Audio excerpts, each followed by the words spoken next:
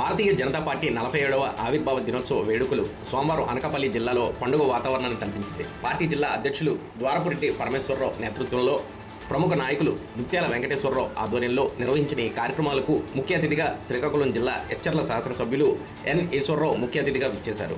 MVR నివాసం నుండి 200 కార్లతో 300 మంది బైకులతో ర్యాలీగా ఎంవీఆర్ యువసేన సభ్యులు, బీజేపీ కార్యకర్తలు బీజేపీ జిందాబాద్ నినాదాలతో హోరెత్తించారు. అనకాపల్లి పట్టణం అంతా కాషాయమయమైంది.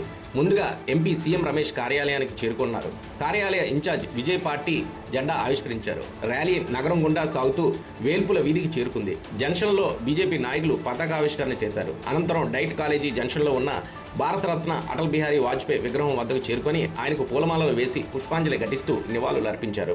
ఈ సందర్భంగా ఎమ్మెల్యే ఈశ్వరరావు, బీజేపీ జిల్లా అధ్యక్షుడు ద్వారపురెడ్డి పరమేశ్వరరావు, ఎంవీఆర్ తదితరులు మాట్లాడుతూ అటల్జీ చూపిన బాటలో నరేంద్ర మోడీ నాయకత్వంలో దేశం ప్రపంచానికి మార్గదర్శిగా నిలుస్తుందని కొనియాడారు. పార్టీ క్రమశిక్షణ, నిరంతర సేవలే ఈ 46 ఏళ్లు విజయ ప్రస్థానానికి పునాదులని ఆయన స్పష్టం చేశారు. పార్టీ ఎదుగుదలకు అహర్నిశలు శ్రమిస్తున్న క్షేత్రస్థాయి కార్యకర్తలే అసలైన బలమని కొనియాడారు. ఈ కార్యక్రమంలో ప్రధాన కార్యదర్శి బొడ్డేడు నాగేశ్వరరావు, రాష్ట్ర నాయకులు పొన్నగంటి అప్పారావు, ఈర్ల శ్రీరామ్మూర్తి, పలక రవి, ఓరుగంటు నాగమణి, జిల్లా మండల స్థాయి ప్రముఖులు పాల్గొన్నారు. జిల్లా హెడ్ క్వార్టర్స్ లో మన యొక్క భారతీయ జనతా పార్టీ వ్యవస్థాపక అధ్యక్షుడు శ్రీ అటల్ బిహారీ వాజ్పేయి గారి యొక్క విగ్రహం దగ్గర మన యొక్క భారతీయ జనతా పార్టీ పతాకావిష్కరణ జరుపుకున్నాం. మనందరికీ తెలుసు భారతీయ జనతా పార్టీ యొక్క చరిత్ర.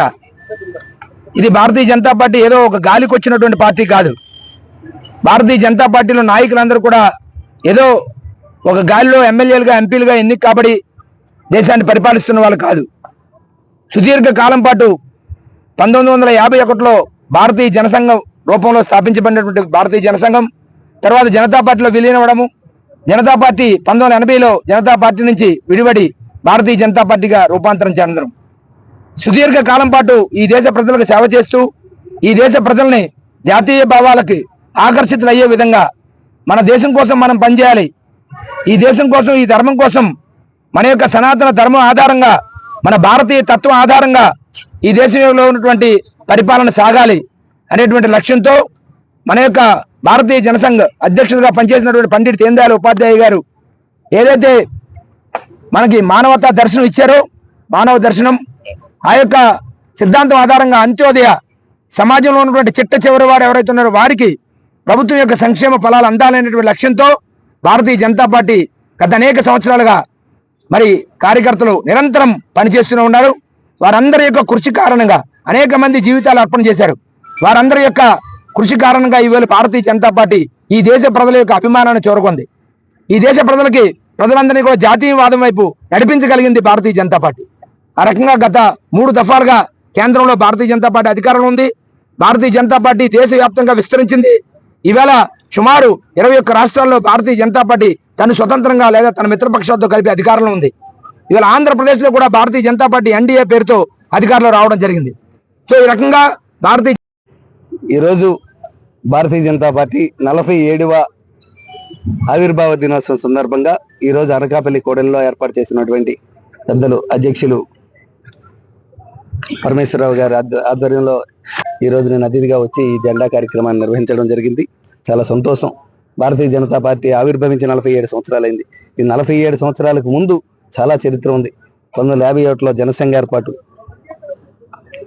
శ్యామా ప్రకాష్ ముఖర్జీ గారు జనసంఘ ఏర్పాటు, ఆ తర్వాత పండిట్ దీన్ దయాళ్ ఉపాధ్యాయ గారు అంత్యోదయ సిద్ధాంతం ఇంకా ముందుకు తీసుకొచ్చి 1977లో జనతా పార్టీ, 1980లో భారతీయ జనతా పార్టీగా కీర్తిశేషులు పెద్దలు వాజ్పేయి గారు, అలాగే భారతరత్న మన ఎల్కే అద్వానీ గారు ఏర్పాటు చేసినటువంటి భారతీయ జనతా పార్టీకి 47 సంవత్సరాలు జరిగి పూర్తయి భారతదేశం యొక్క గొప్పతనాన్ని ప్రపంచ దేశాలకి చెప్పాలి, భారతదేశాన్ని విశ్వగురువుగా నిలబెట్టాలనే సిద్ధాంతం మన భారతీయ జనతా పార్టీది.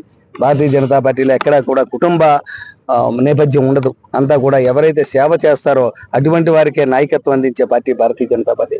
అందుకోసమే కేవలం ఒక రైల్వే స్టేషన్లో టీ అమ్ముకున్న కుర్రోడికి 3 సార్లు ముఖ్యమంత్రిగా 3 సార్లు ప్రధానమంత్రిగా అవకాశం ఇచ్చినటువంటి పార్టీ భారతీయ జనతా పార్టీ. పేద బడుగు బలహీన వర్గాల కోసం అంత్యోదయ సిద్ధాంతంతో ముందుకు తీసుకెళ్తున్నటువంటి మన భారతీయ ప్రధానమంత్రి నరేంద్ర మోడీ గారు